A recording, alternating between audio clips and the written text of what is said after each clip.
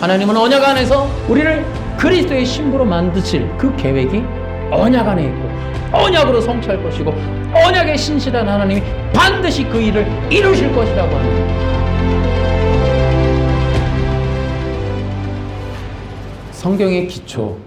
성경의 기초를 바르게 놓는 것은 대단히 중요하다.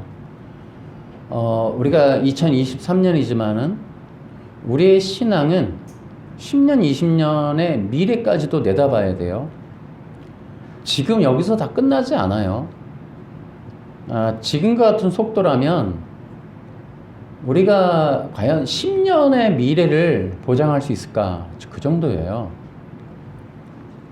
그렇기 때문에 저 역시도 마찬가지예요. 그동안에 해왔던 신앙생활이라고 하는 게 있었어도 앞으로 장담할 수 없어요. 굉장히 어렵습니다. 문화적으로도 또 우리 본성적으로도 굉장히 어려워요. 그렇기 때문에 저 역시도 이 기초 문제를 늘 생각해요. 그래서 이 성경의 기초, 또한 이 성경의 기초는 우리에게 예고된 게 있죠. 미혹이라고 하는 게, 거짓과 위선 이런 것들이 이제 우리 앞에 있단 말이죠. 시도 때도 없이 일어나는. 그렇기 때문에 우리가 성경에 대한 기초는 대단히 중요하다. 그래야만이 미혹에서 우리가 벗어나고 또 그들에게 속임당하지 않는다라는 거죠. 그런데 우리가 이제 또 여러 가지 이제 기초를 배움에 있어서 생각해야 될 게 있어요. 우리가 이제 어떤 걸 배울 때에도 잘못 배우는 게 더 문제가 되죠. 그러니까 성경이라고 하는 것에 대한 잘못된 오해를 걷어내는 것도 중요해요. 우리가 가지고 있는 여러 가지 이런 사실들, 제가 늘 예를 들어 말하는 게, 우리는 흔히 야곱이라고 하는 인물을 볼 때 사기꾼이다, 거짓말쟁이다 이런 얘기를 하는데, 여러분 그렇지 않죠. 요셉도 마찬가지예요. 우리가 이제 성경의 인물들을 오해하는 경우가 있어요. 우리는 아브라함의 믿음, 그러니까 대단하게 생각하지만 자기 부인을 팔았던 사람이죠. 그런 측면에서 우리가 볼 때 과연 그가 진짜 믿음의 사람인가 쉽지 않아요.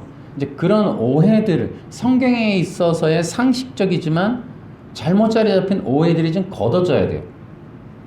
그리고 나서 이제 온전한 부분을 세워가야 돼요. 이런 부분들. 그래서 우리가 기본적인 그 선입견들을 제거하지 않으면 올바로 쌓여지는 것도 제대로 쌓이지 않는다라는 걸 기억할 필요가 있습니다. 성경이라고 하는 것을 이제 우리가 기초적으로 쌓으려면 성경이라고 하는 내용을 또 배워야겠죠. 근데 성경의 내용은 이렇습니다. 제가 간단하게 정리해보면 이래요. 간단하게 정리했는데도 꽤 돼요. 첫째는 하나님과 하나님의 나라, 그리고 하나님의 의와 구원, 인간의 창조와 죄, 구원, 그리고 그리스도, 그리고 그리스도이신 예수님, 그리고 그 예수님이 십자가에서 죽으신과 부활, 그리고 성령 강림, 교회 탄생, 그리고 교회의 마지막 영적 전쟁. 간단하게 줄여놓은데도 한 8가지 정도가 됩니다. 그러니까 이런 것들이 내용이에요. 성경에 우리가 흔히 이제 있죠. 물론 이스라엘의 역사 이런 거 다 빼고 기독교적으로 정리해보면 크게는 이 8가지 정도의 주제로 압축할 수 있다. 근데도 불구하고 작지 않아요. 이 분량이. 근데 여러분 기억하셔야 돼요. 지금 제가 간단하게 한 8가지로 얘기했는데 이런 내용은 세상에서 가르치지 않습니다. 그리고 이러한 내용은 예를 들어 하나님, 구원, 창조, 그리스도, 죄, 이런 거는 절대 진리예요. 여러분 세상 어디에서 이런 절대 진리를 가르치지 않습니다. 또한 여러분 성경을 배울 때에도 이러한 어떤 진리 중심으로 배우는 게 상당히 유익해요. 뭐 성경 1600년 40명의 저자, 모세오경은 모세가 썼고 뭐 이런 어떤 기초적인 개론도 우리는 또 물론 알면 좋죠. 그러나 그것으로 다 배웠다 그러면 안 된다는 거죠. 적어도 우리가 성경을 배웠다 그러면 앞서 말한 그러한 진리의 기초적인 것들을 먼저 또 우리가 함께 배워야 돼요. 사실은 지금 제가 말한 이 8가지, 9가지 이런 내용들을 여러분이 예수 믿고 신앙생활 하는 내내 배워도 부족해요. 시간이 안 돼요. 저희가 신학교에서 몇 년 동안 공부하고 또 목회하면서 계속적으로 연구하고 설교를 하는데도 불구하고 느낌이 뭐가 있냐면 아직도 초보 같아요. 아직도 배워야 될 게 너무 많아요. 그러니까 우리가 신앙생활 내내 그래서 제가 이제 신학교 다닐 때에도 그런 말이 있었어요. 모든 성도는 신학자가 돼야 된다. 그러니까 이거는 신학교 다니는 사람만 배울 게 아니에요. 성도님들도 이런 거 배워야죠. 그러면 신학을 할 수밖에 없는 거예요. 그러니까 성도님들도 기본적으로는 어쨌든 신학하는 사람이라는 걸 잊으면 안 돼요. 근데 이제 문제는 우리가 이제 그 썬데이 크리스찬이라 그래갖고 대부분이 주일 중심 한 1시간 예배를 드린단 말이에요. 그것도 설교도 한 30분. 그걸로 성경이라고 하는 걸 알 수도 없고 성경이라고 하는 내용, 지금 말한 그런 기초적인 진리를 배운다는 건 더더욱이나 말이 되지 않습니다. 그러니까 우리가 이제 성경이라고 하는 것이 기독교 신앙의 근간이고 절대적으로 배워야 한다면은 우리는 썬데이 크리스천만으로는 절대로 온전한 신앙을 가질 수 없어요. 그러니까 우리가 기독교인이 된다고 예수님을 믿었다라고 하는 순간서부터 기본적으로는 홍성건 목사님 말한 대로 성령학교에 입학한 거, 또한 여러분들은 신학교에 입학한 거예요. 여러분이 일상생활이나 학교를 다니는 내내 배우지 않았던 이제는 새로운 분야의 학문적인 이러한 배움이 시작되었다라고 여겨야 돼요. 근데 이제 우리는 대부분이 이제 주일 한 번 이런 게 있기 때문에 어렵다. 그러니까 신학적인 그런 부분들은 우리가 신앙을 견고하게 갖는 기초다. 다시 한번 강조하지만은 이제 성경의 기초를 얘기하면서 이제 또 언약을 얘기할 거고 또 이렇게 정리를 해보니까 우리 모두는 신학자여야 한다. 그러니까 신학적 공부를 반드시 해야 된다. 우리는 그런 생각들을 좀 가질 필요가 있다. 여러분 성경의 진리를 배우는 것만으로도 신앙생활은 부족해요. 저는 그렇게 생각해요. 교회 안에서의 신앙 교육은 제가 말씀드린 이런 주제들을 중심으로 반드시 교회 안에서 이행되어져야 된다라고 생각이 듭니다. 근데 좀 안타까운 게 또 하나 있어요. 의외로 제가 말하는 이런 주제들은 이단들이 가르쳐요.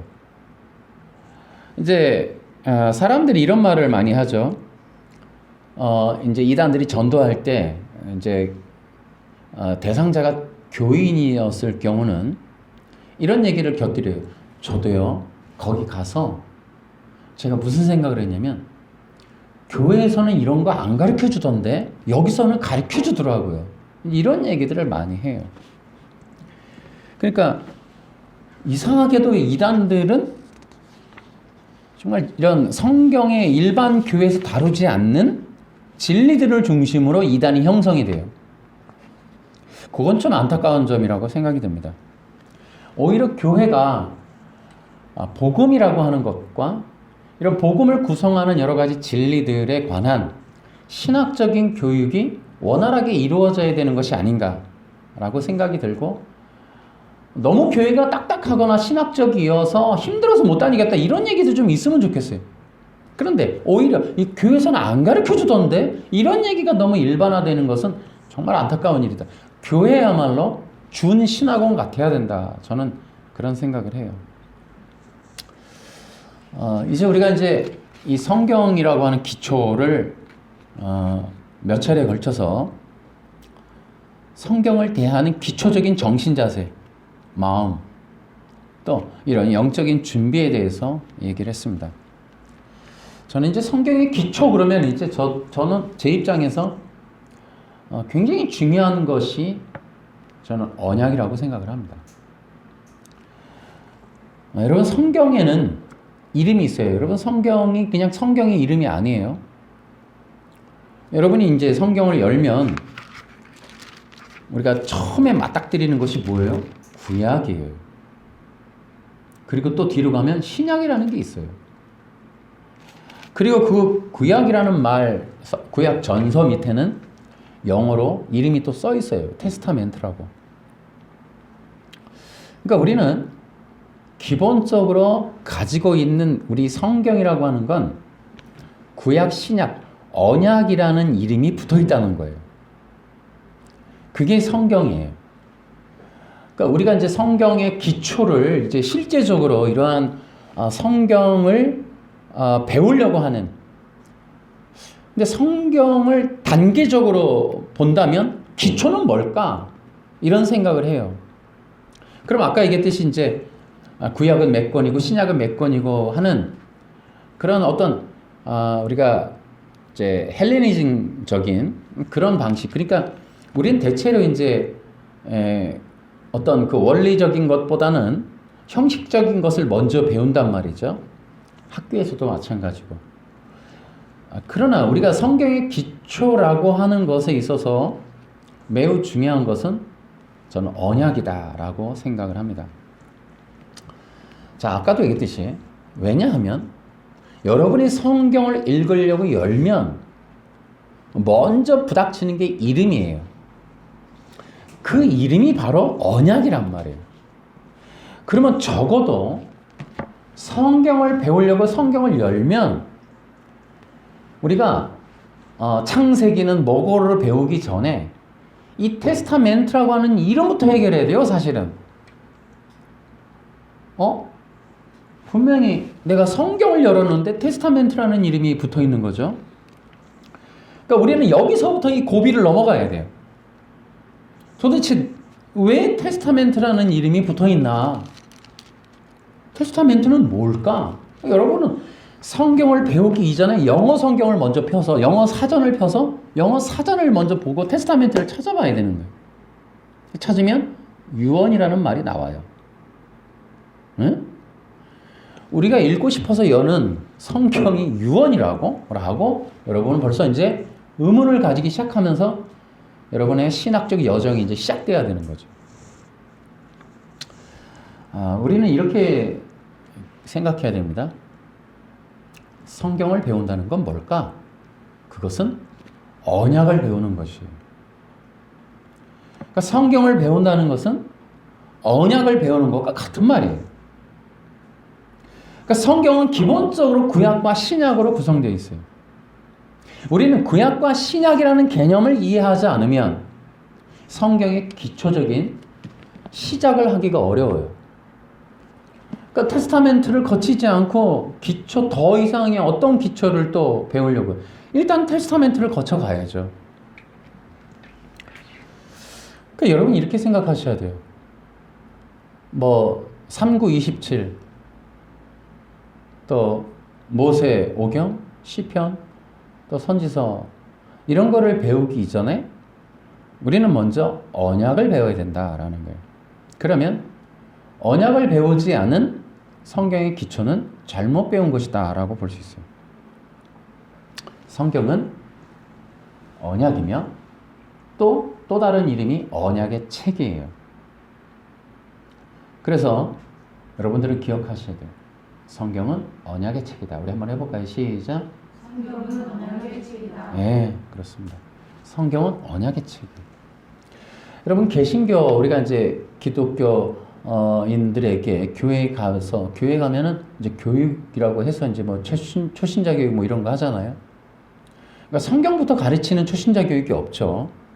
별도의 이제 어떤 프로그램인데 그 어떤 별도의 프로그램이 있든 제자훈련을 하든 뭐를 하든 성경 자체를 다이렉트로 가리키는 교회 안의 프로그램은 거의 존재하지 않습니다.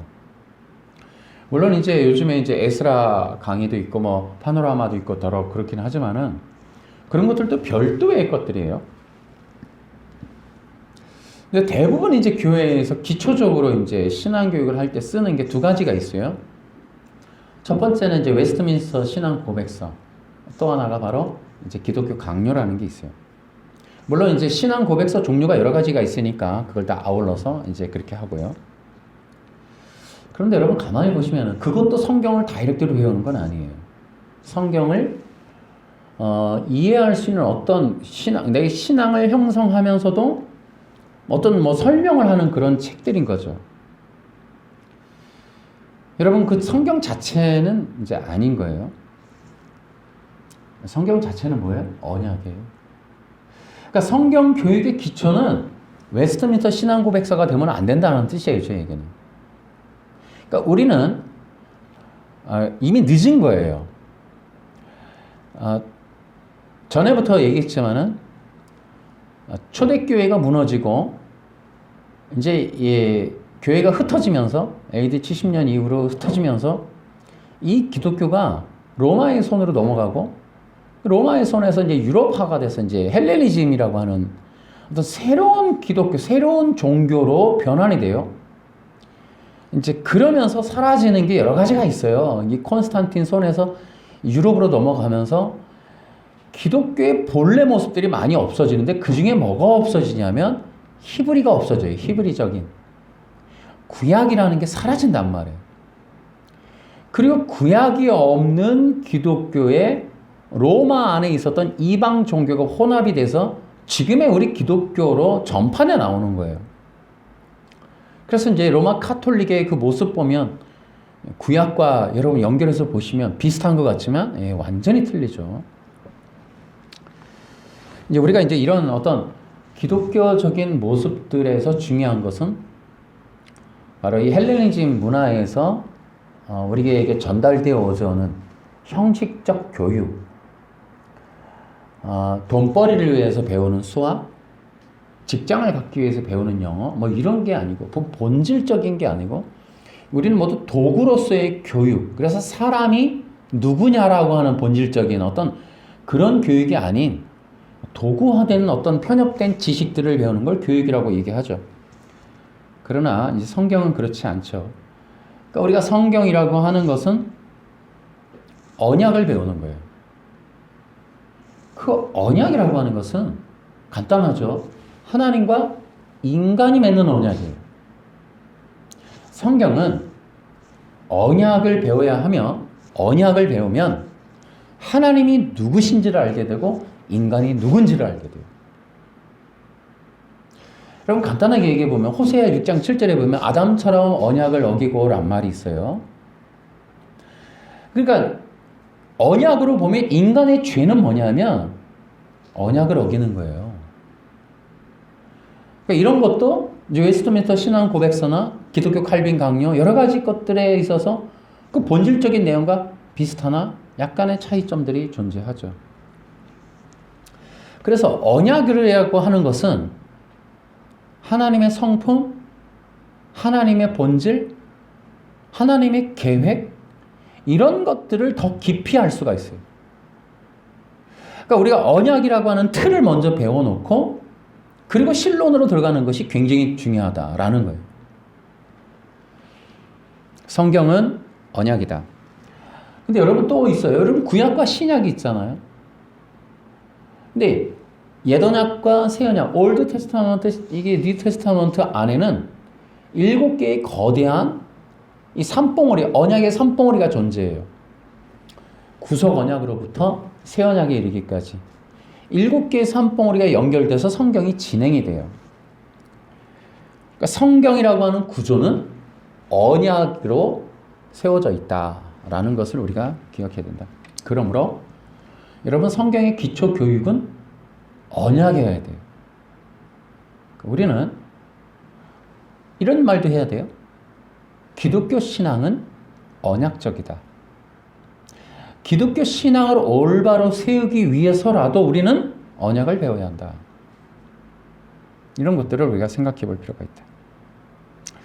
다시 우리가 이제 성경의 언약에 대해서 우리가 한 번 더 얘기하면 이렇습니다. 언약을 통해서 보면 하나님이 보이고, 왜요? 하나님이 어떤 분으로 성경에 나타나냐면 언약하시고 언약을 이루시는 분이에요. 언약을 신실하게 이루시는 분으로 성경에 나온다고요. 여러분, 십자가에서 예수님이 다 이루었다라고 하시죠. 언약의 성취죠. 그러기까지 하나님의 그 구원에 대한 열심, 언약에 대한 신실하심, 그 예수님 그리스도를 통한 구속을 향한 하나님의 언약의 신실하심. 여러분, 이런 것들이 기본적으로 우리 신앙에 자리 잡으면 우리는 인간이기에 신앙을 갖고도 우리를 생각한단 말이에요.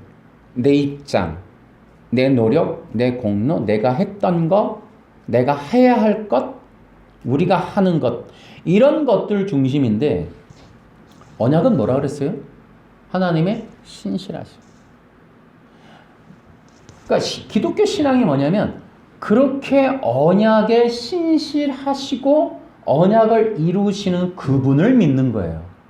나의 행위에 기반한 사실을 의지하는 게 아니고 그 신실하신 그 하나님의 언약, 그 언약을 이행하시는 하나님의 성품, 그 구속, 그걸 믿는 거예요. 그러니까 언약이라고 하는 것들이 기초적으로 신앙의 뿌리가 되고 토대가 되고 기초가 되면 인본주의를 막아낼 수가 있다고요. 그렇게 해서 기초적으로 성도들에게 신앙이라고 하는 시작에서부터 하나님을 바라보도록 해줘야 되는 거죠. 하나님이 너를 어떻게 이끄실지에 대한 계획을, 언약을, 그리고 하나님, 우리가 믿는 하나님, 우리를 부르신 하나님이 언약을 어떻게 이루시고 이루실 것인지. 그렇게 해서 그 하나님에 대한 이해를 언약에서부터 갖는 거죠. 창조주이시다, 사랑이시다, 거룩하시다, 이런 정도가 아니라 언약으로 하나님의 그 신실하심을 보게 하는 것. 이것도 굉장히 중요하다. 그러므로 우리는 성경의 기초적인 구조의 틀을 갖고 있는 언약, 이걸 배워야 된다. 그리고 언약은 구약 이스라엘뿐만 아니라 유대인들에게 있어서의 삶과 신앙의 토대가 되고 뼈대가 되고 있다. 심지어 우리가 보고 있는 신약 성경의 성경 해석의 기초가 언약이다라는 거예요. 신약 성경의 저자들이 다 유대인들, 대부분이 유대인들인데 그 유대인들이 성경을 기록할 때에 언약적 원리로 기록하고 있다. 언약적 입장에서 해석하고 있다. 언약적 입장에서 복음을 설명해주고 있다. 이렇게 볼 수가 있어요. 그러므로 우리는 이 언약의 신앙 형성에 굉장히 중요하다. 그러니까 유대인들, 그러니까 구약의 이스라엘인이든 신약의 사도들이든 간에 상당히 언약이라고 하는 것을 기독교 교리나 기독교 복음의 뿌리로 생각하고 있다라는 것을 우리가 볼 수 있어요. 예를 들어 우리가 이제 오늘 본문 이제 갈라디아서 4장을 보면은 이 갈라디아서는 이제 사도 바울이 써요. 근데 사도 바울이 4장에서 어떤 복음을 이제 설명하려고 해요. 이제 그 복음의 설명은 이제 율법이라고 하는 할례파를 이제 방어하기 위해서 이제 4장을 이제 기록한단 말이죠. 이제 4장 안에 있는 내용은 그 율법주의자들을 방어하기, 변증하기 위한 거예요. 그 변증을 하는 방법으로서 이제 사라와 하갈이 등장을 해요. 근데 거기 굉장히 중요한 말을 하죠. 24절에 이것은 비유입니다. 이 여자들은 하나님과 사람이 맺은 두 언약과 같습니다. 하나님과 사람이 맺은 언약의 내용을 설명하기 위하여 사라와 하갈이라고 하는 내러티브가 기록된 것인 것처럼 사도 바울이 말하고 사도 바울이라고 하는 유태인이 구약이라고 하는 성경, 여러분 성경은 구약을 일컫는 거예요. 그러니까 성경이라고 하는 이 구약을 일컬어서 이제 그것을 설명하면서 감히 구약이라고 하는 성경을 해석을 해요. 유태인 이 사도 바울이. 근데 그것을 언약으로 해석한다는 거죠. 언약적 입장에서 해석을 하는 거예요. 그러니까 이것을 왜 해석하고 있다고요? 예수 그리스도의 복음이 유일한 복음임을 증명하려고 구약에 있었던 내러티브를 언약이라고 하는 비유로 그거를 우리에게 설명해 주고 있는 거예요. 이것은 대단히 큰 교훈이다. 우리가 지금 입장에서 구약을 이렇게 언약적으로 새롭게 해석하면 이단돼요. 그냥 여기 성경에서 멈춰야 돼요. 근데 다만 우리가 할 수 있는 일은 사도 바울의 이러한 해석을 보고 우리는 한 가지 기억하는 거죠. 사도 바울이라고 신약 성경이라고 하는 것이 구약을 언약으로 해석하고 있구나. 언약이라는 측면에서 감히 사라와 하가를 해석할 수 있는 능력은 유태인밖에 없는 거죠. 우리는 못해요. 그 일을 하나님이 지지하시고 성령이 감동하셔서 성경으로 우리에게 전해지고 있는 거예요. 그러니까 유태인들에게 기본적으로 언약은 기본이었다. 구약을 이해하는 기본이었다. 신약 사도들의 복음 해석의 기본이 언약이었다. 우리가 그거를 좀 볼 수 있어요. 그것뿐이 아니죠. 히브리서로 가면은 우리가 이제 자세히 보진 않겠지만 히브리서가 어때요? 히브리서 어떤 책이에요? 히브리서는 옛 언약과 새 언약의 해설이에요. 히브리서가 뭐하고 있다고요? 언약을 해석하고 있어요. 그 8, 9장, 10장까지 가면 그 언약이라고 하는 걸. 근데 특히 히브리서가 조금 다른 점은 사라와 하갈의 이야기를 두 여자를 언약으로 비유한 사도 바울과 별개로 히브리서의 저자는 구약의 제사 제도, 그러니까 레위기, 출애굽기의 내용을 언약 입장에서 해석한다는 거예요. 그래서 옛 언약, 제사를 지낼 때 짐승의 피로 드리는 것이 부분적이고 제한적이었다. 예수님의 피로서 드리는 새 언약의 피, 새 언약의 제사는 한 번의 영원히 완전하다. 이 얘기를 이제 해주고 있는 거죠.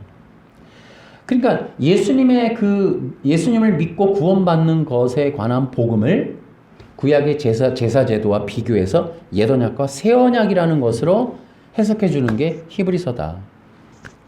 그러니까 이 방식도 히브리인이 아니면 해석하기 어렵다. 다시요. 여러분, 우리가 꼭 기억해야 돼요. 저는 우리 기독교 교육의 시작이 서구 로마, 영국, 독일에서 형성된 이런 신앙 고백서가 되는 것에 대해서 저는 거부해요. 저는 무엇보다도 우리는 언약에서부터 기초적인 신앙을 배우는 것이 중요하지 않느냐. 우리가 어떤 웨스트민스터 신앙 고백서가 머리에 들어가기 전에 저는 테스타멘트 혹은 베리트라는 말에 대해서 성도들이 알게 되기를 바래요. 그래서 여러분, 우리 지금 제가 찾아본 것만으로도 기본적으로 신약 사도들의 글은 언약을 기반으로 하고 있어요.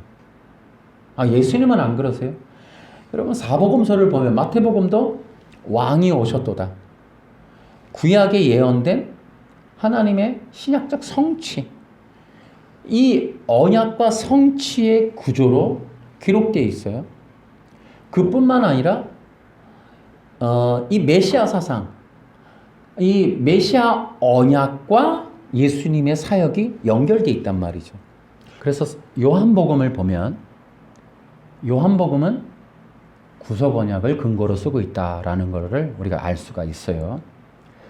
이렇게 이제 성경의 그 신약 성경을 해석하는 원리를 언약에 두고 있다라는 것은 일치한다는 거죠. 이제 성경에서 여러분 잘 알다시피 아브라함 언약 있죠. 그 아브라함 언약에 보면 횃불 언약이라는 것도 존재해요. 그 횃불 언약을 보면은 이제 우리가 이 성경의 언약이라고 하는 것이 뭐 독특하구나라는 것을 우리가 알 수가 있어요. 그래서 그 횃불 언약을 기반으로 이제 나중에 시내산 언약에서 내려가지는 제사제도, 짐승 제사라고 하는 피의 제사라고 하는 것도 이제 이해가 될 수 있는 거예요. 그러니까 우리가 기독교 신앙에 근거하는 기초는 언약이 되어야 하고 그 언약은 바로 이 피의 대속과 속죄라고 하는 이것과 긴밀한 연관이 있다. 이것이 바로 이제 히브리서의 얘기, 또 성경의 전반적인 얘기인 거죠. 여러분, 성경은 언약이에요. 그리고 언약책이다. 저는 이런 얘기를 자꾸 하는 이유는 혹여라도 이 영상을 보거나 혹은 여러분들 당연히 여러분들은 기본적으로 생각하셔야 돼요. 기독교 신앙은 언약적이어야 한다. 기독교 신앙은 언약이 기초가 되어야 된다. 성경을 올바로 해석하려면 언약이라는 것을 반드시 알고 언약 위에서 해석을 해야 된다. 라는 것이 여러분 기본이에요. 선악과 언약도 그래요. 창세기 2장 17절에 선악과 언약이라는 것도 이 본래 베리트라고 하는 히브리어의 언약의 근원인 베리트라고 하는 단어를 올바로 알고 나서야 선악과 언약이 이해될 수 있다. 자, 이제 우리가 말이 나왔으니까 이제 베리트에 대한 얘기를 좀 해봐야 되는데요. 우리가 이제 테스타멘트 얘기했잖아요. 영어로는 이제 테스타멘트라고 되어 있는데 히브리어로는 베리트예요. 근데 어떻게 이제 우리 성경에는 테스타멘트라고 하는 게 들어왔나? 테스타멘트라고 하는 영어는 유언이에요. 이것은 이제 라틴어 테스타멘툼에서 왔어요. 그리고 테스타멘툼은 이제 구약 성경을 헬라어로 번역하는 70인역을 할 때 어떻게 히브리어에 맞대응할 만한 헬라어가 있을까를 찾다가 이제 디아데케라고 하는 단어를 찾았어요. 그리고 디아데케를 이제 베리트라고 하는 단어 대응으로 이제 선택을 한 거예요. 근데 헬라어에는 언약의 베리트에 대응할 만한 언약의 단어가 두 가지가 있었어요. 하나는 디아데케가 있었고 하나는 쉰데케가 있었는데 70인역 번역을 했던 사람들은 디아데케를 선택을 했어요. 디아데케의 뜻은 유언이었습니다. 그러니까 베리트라고 하는 단어에서 유언이라는 말을 찾아서 유언이라는 뜻의 헬라어를 택했고 그 디아데케를 이제 라틴 말로 이제 번역하면서 테스타멘툼을 말했고 그 테스타멘툼을 받아서 영어가 이제 그대로 받아버렸어요. 근데 쉰데케라고 하는 것을 선택하지 않은 이유는 베리트가 가지고 있는 언약의 특성, 일방적이라고 하는 그런 단어의 뜻이 없었어요. 쉰데케는. 근데 쉰데케는 유언은 아닌데 동등한 쌍방간의 언약을 뜻했기 때문에 이것이 이제 탈락을 했어요. 그러면 디아데케는 베리트를 온전히 담아냈을까요? 그렇지 않았어요. 왜냐하면 베리트 안에 있는 단어의 중요한 뜻은 유언이 아니었기 때문에 그래요. 그래서 이제 여러분들도 이런 걸 좀 찾아보시면은 영어로 이제 우리가 이제 테스타멘트라고 기록했는데 이거 거부하고 반대하는 사람들도 있어요. 여러분 이미 다 시중에 자료에 나와 있습니다. 그럼 뭐라고 영어 이름을 써야 되느냐 할 때 커버넌트라고 쓰는 게 맞다라고 하는 사람들이 많아요. 왜냐하면 성경은 유언이 아니기 때문에. 그리고 베리트는 결코 유언이라는 뜻으로 제한받을 수 없다는 거예요. 그러면 베리트가 어떻게 번역되면 좋겠는가? 도대체 커버넌트는 무슨 뜻이 있길래 베리트의 대응어로 필요했을까? 이런 것들에 대해서 이제 좀 더 많은 논쟁이 있었지만 좀 더 우리가 이해할 수 있었던 것은 1700년대 후반에 나온 이 종주권 언약에 대한 발견, 그 이후에 구약에 있었던 이 베리트라고 하는 단어의 본 뜻을 좀 더 이해하게 된 거예요. 이 베리트라고 하는 단어는 간단해요. 사실은 영어로는 커팅이에요. 커팅. 히브리어로도 여러분 히브리어 사전 찾아봐도 베리트는 자르다밖에 없어요. 큰 뜻이 없어요. 근데 그냥 그렇게 자르다 그러면 여러분 생각나는 게 뭐예요? 할례 할 때 표피를 잘라내는 이게 커팅이란 말이죠.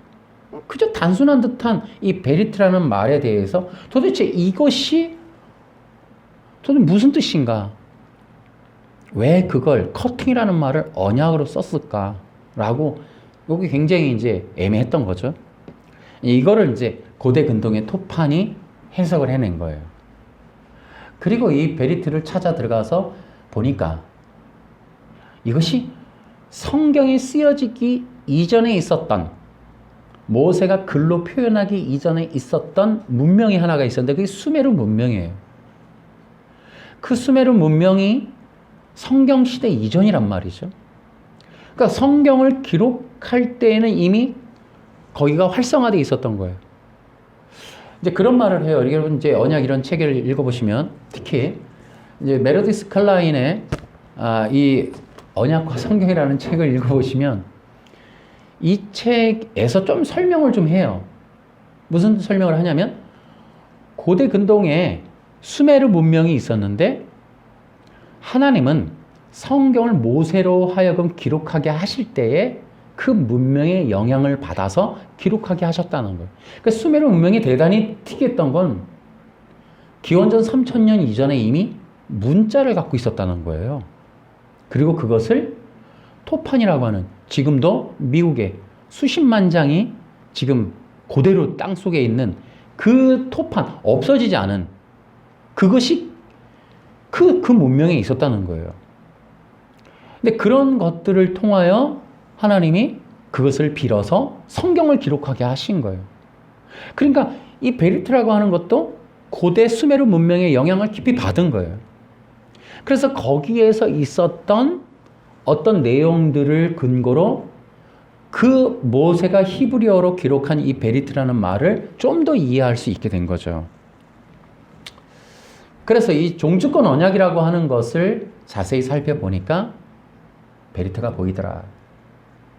다시요. 우리가 성경을 이제 언약의 책이라고 보고 이 언약이라고 하는 것이 굉장히 중요한 성경의 기초이며 뿌리이다. 사실은 이것이 어려울지라도 모든 성도들은 이걸 배울 수밖에 없다. 배워야 한다라는 거죠.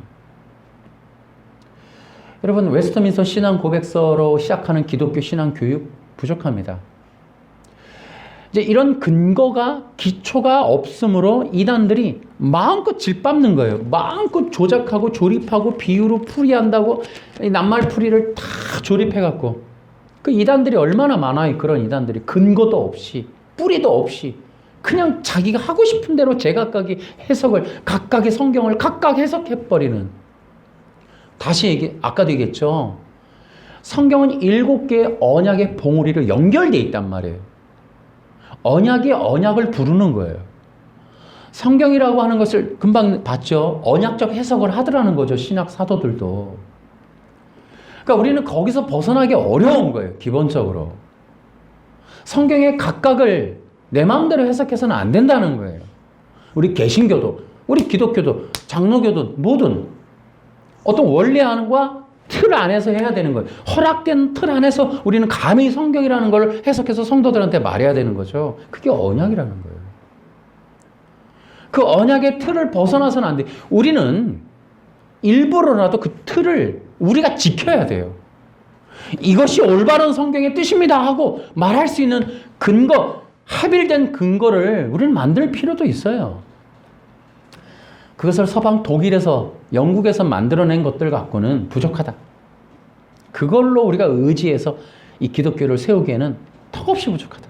오히려 성경 아래로 근본적으로 돌아갈 필요가 있다. 그것이 바로 성경 안에는 언약이라고 하는 틀을 기본적으로 갖추고 있다. 언약이라고 하는 것을 하나님께서 사용하셔서 성경을 기록해요. 근데 여러분 참 재미나요? 이 언약이라고 하는 게 독특한 특징이 있어요. 왜 하나님은 언약이라는 것을 구조로 사용했을까? 이것은 이제 언약은 아까 얘기했죠. 하나님과 인간이 맺는 것이 언약이에요. 그것이 7개가 들어있다는 거죠. 물론 구속 언약은 삼위일체 하나님의 언약이에요. 그러나 기본적으로 하나님과 인간이 맺는 것이 언약이다 이렇게 표현해요. 여러분 기억하세요. 언약이란 하면 첫 번째로 기억하셔야 될 게 관계성이에요. 그러니까 언약은 뭐예요? 서로 간에 쌍방에 어떤 맺어지는 특별한 어떤 관계성인 거예요. 여러분 근데 성경에 우리가 성경 언약을 배우잖아요. 성경 언약이라고 하는 건 하나님과 인간의 생명과 구원을 담보로 하는 생명의 언약이다라고도 하는 거예요. 그래서 하나님의 언약은 생명의 관계이며 은혜의 관계이며 세 가지를 기억하세요. 하나님이 쓰고 있는 언약의 특징은 세 가지. 생명, 은혜, 연합. 언약의 특징이에요. 성경에 있는 언약은 세 가지가 크게 작동을 해요. 첫째는 생명을 주시려고 언약을 맺는 거예요. 두 번째는 은혜를 알게 하는, 은혜를 누리게 하기 위해서 하나님의 구속의 은혜를 누리게 하는 거예요. 세 번째가 연합이에요. 그 언약은 결국 연합이에요. 여러분 케투바가 뭐예요? 신랑과 신부의 언약이에요. 언약이라는 것은 신부와 신랑이 되는 거예요. 연합이 돼. 연합하는 거예요. 연합. 여러분 우리가 새 언약이죠. 예수님의 피 안에서 우리는 영적인 연합이 되는 거예요. 연합. 지금은 육체를 입고 지금 믿음만 갖고 있으니까 정혼 관계죠. 나중에는 혼인잔치에 들어가죠. 그러니까 언약이라고 하는 것은 관계성. 근데 세 가지 내용의 특징이 있다. 생명. 언약은 인간에게 언약을 왜 맺어요? 창조주가 피조물인 인간하고 왜? 생명 주려고. 생명을 주고 싶어서 언약을 맺는 거예요.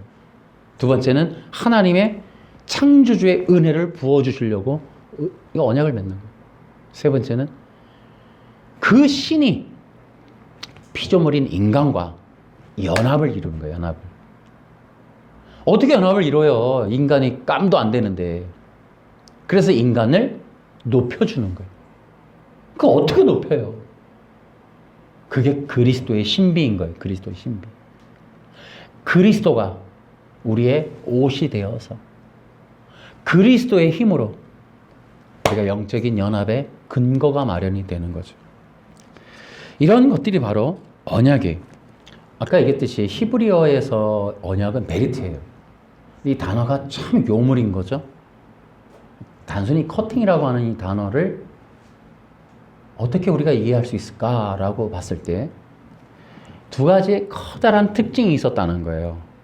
여러 가지로 자료들을 동원해서 어쨌든 우리가 이제 이 메르디스 클라인의 어떤 역할은 성경의 언약을 고대 근대 수메르 문명에서 있었던 국제 조약의 문서와 동일하고 그 문서 아래에서 쓰여졌던 성경을 그 문서의 형식에 비교하고 그 문명과 비교해서 해석을 해보니까 베리트라는 단어가 이제 이해가 되었다, 해석이 되었다라는 거예요.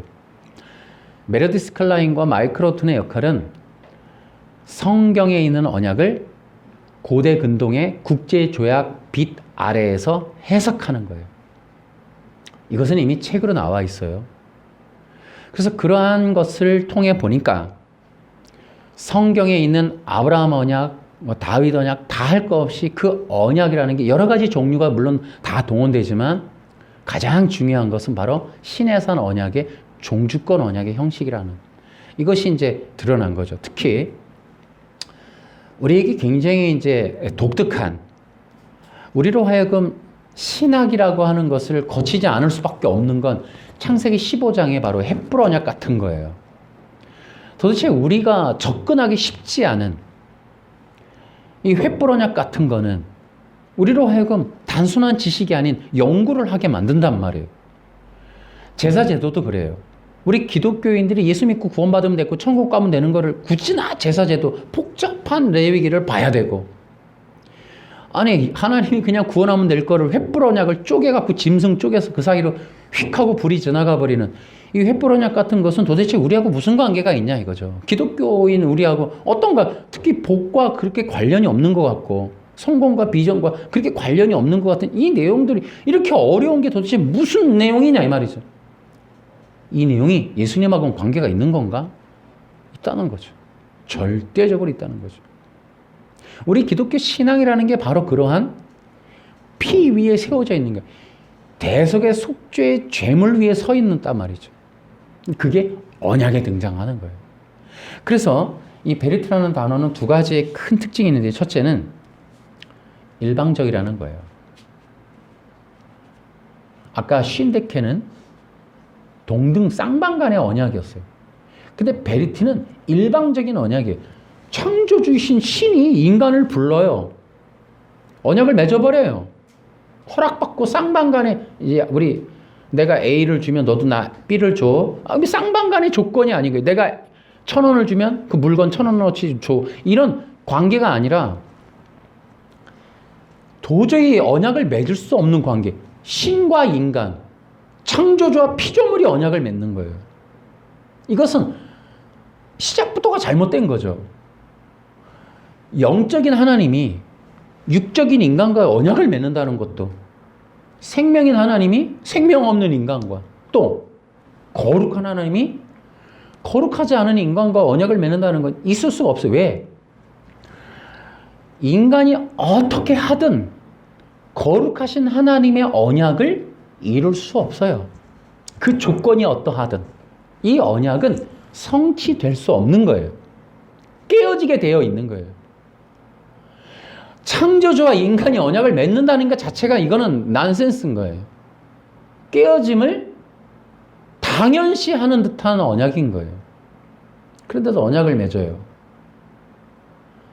일방적이에요. 그냥 하나님이 그냥 언약을 맺어버려요. 하나님 불러서 언약을 맺어버리는 거죠. 그런데 여러분, 우리가 한번 기억하셔야 돼요.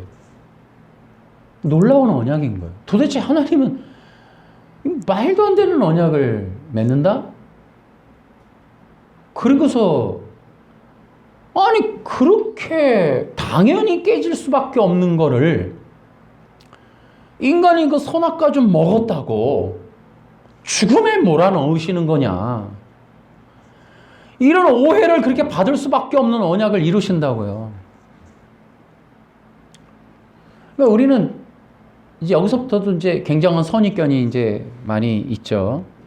그런데 여러분 한 가지 꼭 기억하세요. 하나님의 언약은 일방적인데 이것으로 끝나는 게 아니에요. 베리트는 일방적인 거예요. 그래서 쉰데케는 할 수 없어요. 그래서 디아데케를 선택하는 거죠. 그러나 이것만이 전부가 아니에요. 놀랍게도 베리트는 대속적이라는 거죠. 여러분, 하나님이 피조물하고 언약을 맺으세요. 자, 여러분, 선악과를 한번 생각해 보십시오. 거룩한 하나님이 당연히 인간과 언약을 맺으시고, 인간은 그러한 의에, 거룩함에 도대체 맞출 수가 없어요. 그래서 인간이 좀 먹었어요. 여러분, 이것이 불의하지 않은가요? 아니라는 거예요. 왜냐하면 하나님의 베리트라고 하는 단어는, 베리트가 동원된 건 그 부족함, 연약함, 그 깨어짐, 너의 불순종, 내가 해결할게 라는 거예요. 그게 들어있는 거예요. 어디에? 선악과 언약에. 그러니까 우린 여기서 새롭게 시각을 열어야 돼요. 그런데 재미난 거는 이 베리트라는 거에 있었던 대속적이라는 개념이 디아데케에 없어요. 그러니까 일방적인 하사라고 하는 개념으로서의 디아데케만 쓴 거예요. 대속적인 개념은 존재하지 않아요. 그러니까 테스타멘트에는 그 개념이 빠진 거예요. 단순히 유언이라는 말로 뭔가 이렇게 저 위에 분이 이 아래로 내려준다는 어떤 개념만 살아남은 거예요. 히브리어 베리티를 대응할 만한 단어가 없는 거죠. 그 영어가 그냥 텁석하고 받아버린 거죠.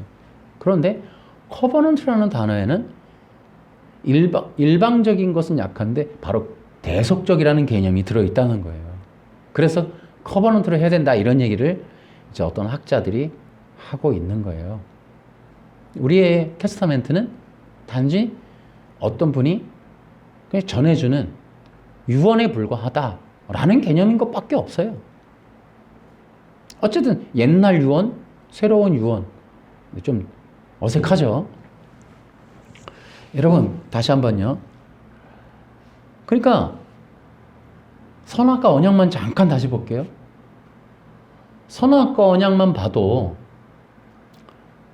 하나님의 언약은 그런 뜻이에요. 완전하신 하나님이 부족한 인간과 언약을 맺으시고 이 언약은 당연히 깨질 수밖에 없어요. 인간의 욕구 욕망의 이 기본적인 구조 안에서 먹음을 가지고 약속을 맺으면 이 시험은 굉장히 위험성을 띠고 있는 거죠. 성취를 하겠다라는 것보다는 이건 위험성이 너무 큰 거예요. 그래서 그 책임을 인간에게 돌리셨냐? 그게 아니라는 거죠. 그리고 가죽옷을 보여주시고 에덴의 동쪽으로 내보내시는 거죠. 도대체 에덴의 동쪽으로 내보내시는 것은 이유가 뭘까? 약속인 거죠, 약속. 여러분, 에덴이 천국이 아니란 말이에요.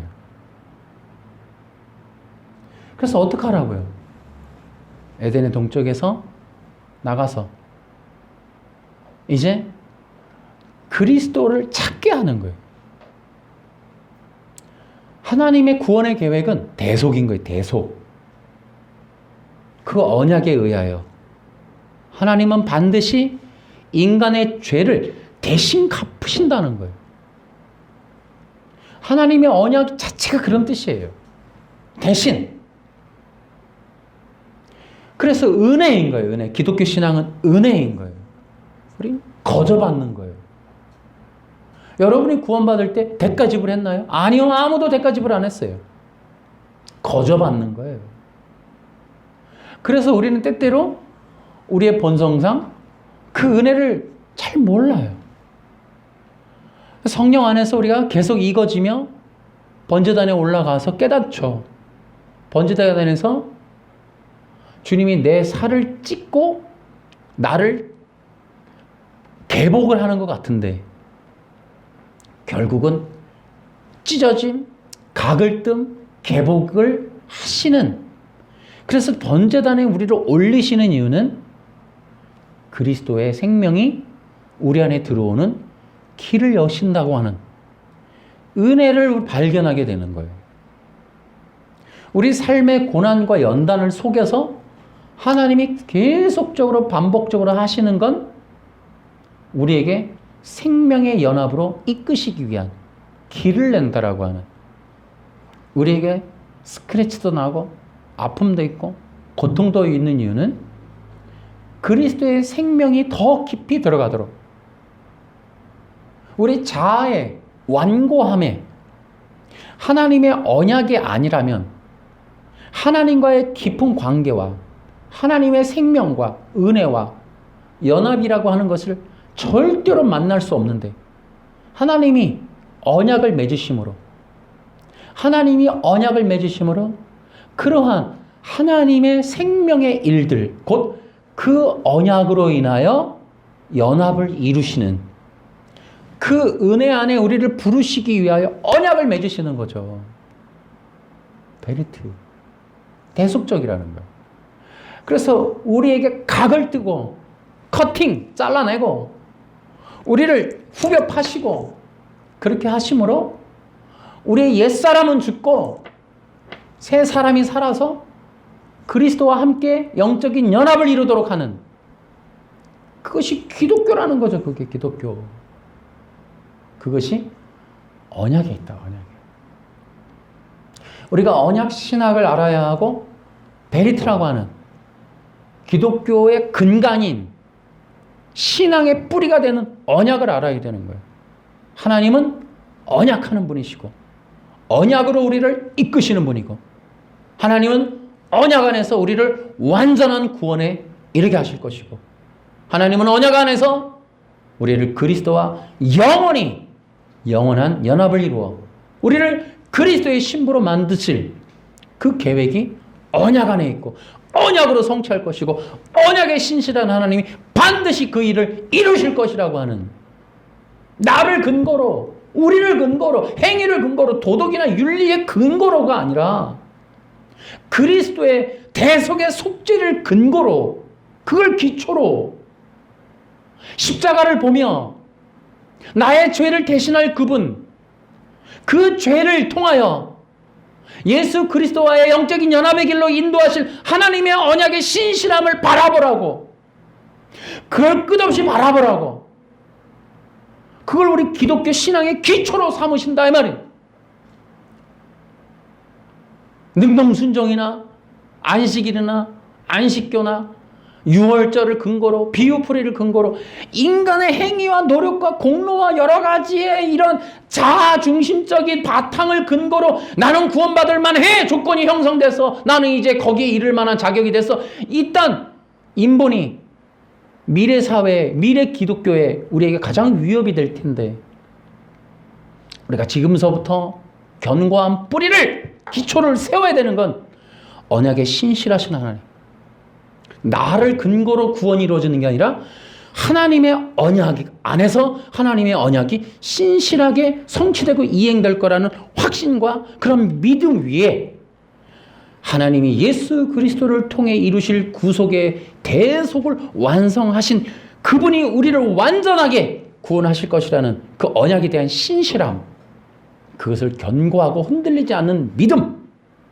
언약을 통하여 하나님이 이루실 놀라운 일들을 바라보게 하는 것 이게 기독교 신앙이란 말이죠. 그러니까 언약이라고 하나님의 신실하심 하나님의 굳건한 의지와 그분의 성품과 그분의 대속에 대한 사랑 이런 것들이 근거가 되지 않는 기독교 신앙이다 보니까 다 흔들려 버리는 거예요. 뿌리가 없어져 버리는 거예요. 그 누구가 와서 이 신천지가 와서 좀만 유혹해도 다 버려버려. 그러게 아니네 하고 다 버려버려. 여러분 위기가 왔는데 초대교회 때 사도들이 하는 일은 구약을 들어 언약을 설명해요. 그리고 그것을 견고하게 붙잡을 수밖에 없도록 하나님의 언약이 우리를 이끄실 거라는 하나님이 예수 그리스도를 통한 이 새 언약의 놀라운 견고함이 그 위에 서 있다면 우리는 반드시 성공할 거다. 반드시 하나님의 은혜를 잊게 될 거다. 완전함을 잊게 될 거다라고 하는 그 동료와 격려와 이 권면 이런 것들이 성경에 기록되어 있다는 거죠. 우리의 신앙은 어떠합니까? 저도 저에게 바라는 건 견고한 신앙이에요. 10년, 20년에도 흔들리지 않는 견고함이에요. 저 역시도 이러한 것들을 위해서라도 언약적 신앙 계속해서 바라보는 거예요. 하나님의 일방적인 그 선언과 이끄심과 하나님의 변함없는 그 대속적인 그 구원의 약속들 그런 것들을 계속해서 바라보는 거죠. 그리고 그것을 이루실 성령의 임재 그 성령의 임재를 통하여 우리를 주께로 계속 이끌어 가시는 붙잡으시는 그 하나님의 은혜 그 기름 부으심 이런 것들을 여러분이 기초로 여러분의 신앙이 견고하게 섰으면 좋겠습니다. 여러분 그러한 성도들에게 오늘도 하나님께서 계속해서 여러분들에게 성령으로 기름 부으신다는 이 사실을 기억하시고 성령 안에서 하나님의 신실하신 그 성품과 하나님의 영원히 변치 않을 언약을 꼭 붙드는 그러한 신앙 되시기를 주 예수님의 이름으로 축원합니다. 자, 박수로. 하나님, 우리의 신앙이라고 하는 것이 우리의 힘에 의한 것이 아니라 하나님의 언약에 이끌림 받고 있다라는 것, 하나님이 붙들고 계시다는 것. 때때로 오늘 내가 넘어지고 또 내가 오늘도 성실하지 못하며 아침마다 흔들리고 저녁마다 유혹에 우리가 그저 하나님을 잊어버리고 사는 것이 습관일지라도 오늘 다시 한번 하나님은 그 언약을 이루실 것이고 나를 다시 한번 하나님과의 영적인 연합으로 이끄실 것이며 나에게 끊임없이 성령을 부어서 나로 하여금 그 하나님의 신실하심과 하나님의 마음과 하나님의 뜨거운 계속의 사랑을 바라보게 하심을 믿습니다. 아버지 하나님, 우리의 신앙의 기초가 언약이 되도록 도와주시고 그 언약의 뿌리를 둠으로 우리의 신앙이 영원토록 흔들리지 않고 마지막 시대에 어떠한 위협과 환난과 유혹이 올지라도 흔들리지 않는 신앙을 가질 수 있도록 은혜 내려